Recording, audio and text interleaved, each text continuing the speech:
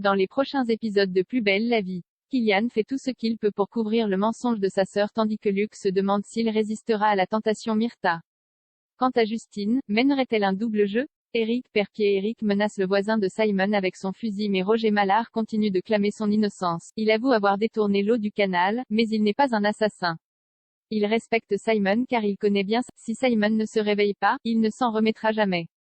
Eric ne le croit pas et ne se laisse pas attendrir. Roger met ensuite l'ancien policier au défi de tirer. Eric finit par baisser le fusil et quitte la propriété de Mallard sans dire un mot. Le lendemain, Eric se rend au chevet de Simon et lui confie qu'il est en train de perdre pied. Il redevient violent et a failli tuer le voisin. Au même moment, Simon ouvre les yeux 2 secondes. Eric part alors chercher une infirmière. Celle-ci lui explique que ce n'est pas possible que le jeune homme se soit réveillé, le monitoring les aurait prévenus. Elle explique également à Eric qu'après un choc émotionnel, le manque de repos entraîne des hallucinations. Selon elle, l'ancien policier se serait endormi sans le savoir, pendant 1 ou 2 secondes et aurait rêvé que Simon ouvrait les yeux. L'infirmière lui conseille d'aller se reposer. Elle le rassure également en lui disant qu'il serait le premier informé si Simon venait à se réveiller. De retour à la ferme, Eric décide de se débarrasser du corbeau, persuadé qu'il leur a porté malheur, mais il a étrangement disparu. Myrtha et le père Luc succombent à la tentation. Myrtha se confesse auprès du père Luc. Elle essaie de lutter contre ses sentiments, mais en vain. Elle lui avoue qu'elle pense à lui tout, mais le père Luc estime qu'ils n'ont pas d'autre choix que de continuer à lutter.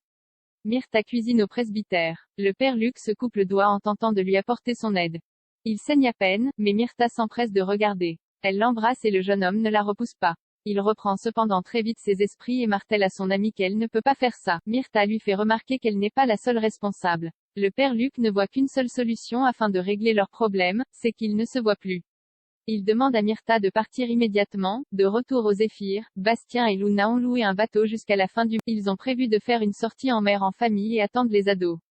Alors que les 2 tourtereaux s'embrassent dans le hall de l'hôtel, Myrtha les aperçoit et se remémore son baiser avec le père Luc. Luna remarque l'air perturbé de sa mère et propose de rester avec elle. Mais celle-ci refuse et les incite à profiter du beau temps. Une fois seule dans sa chambre, Myrtha palpe sa grosseur à la poitrine. Elle est en train de supplier Dieu de l'aider quand elle reçoit la visite du père Luc.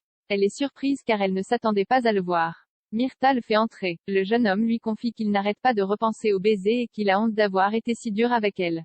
Myrtha lui avoue qu'elle est heureuse qu'il soit là. Elle a eu si peur de ne plus jamais le revoir. Luc lui avoue que ne plus la voir est au-dessus de ses forces. Ils s'embrassent de nouveau et partagent un moment intime malgré. Quelque temps plus tard, alors que le père Luc est en train de se rhabiller, il voit le crucifix au-dessus du lit de Myrtha.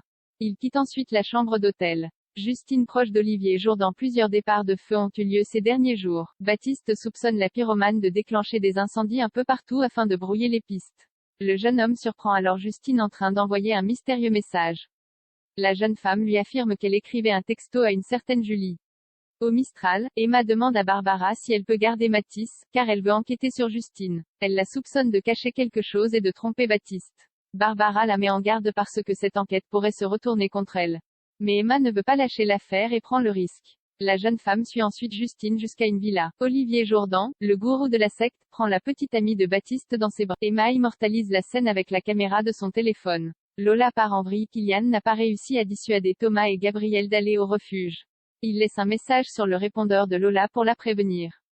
Le jeune homme ne voit pas d'autre solution que de dire la vérité à Thomas et Gabriel mais, avant qu'il n'ait pu révéler le secret de sa sœur, Riva découvre atterré que quelqu'un a crevé les 4 pneus de sa voiture. Quelques heures plus tard, Kylian tombe sur Sounali au bar du Mistral. Elle lui avoue alors qu'elle avait compris qu'il couvrait Lola et que c'est elle qui a crevé les pneus. Le jeune homme la remercie et lui confie que Lola a fait croire à Thomas et Gabriel qu'elle allait travailler dans un refuge, alors qu'elle s'est en réalité lancée dans une randonnée en solitaire. Pendant ce temps, dans la forêt, Lola trébuche et se fait mal.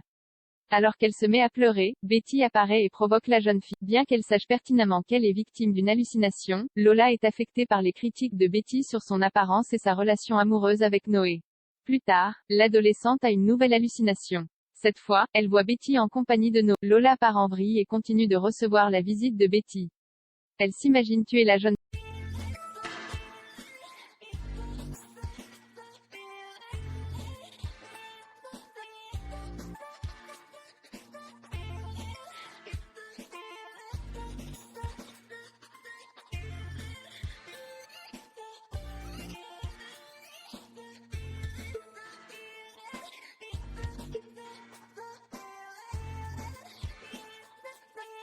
you.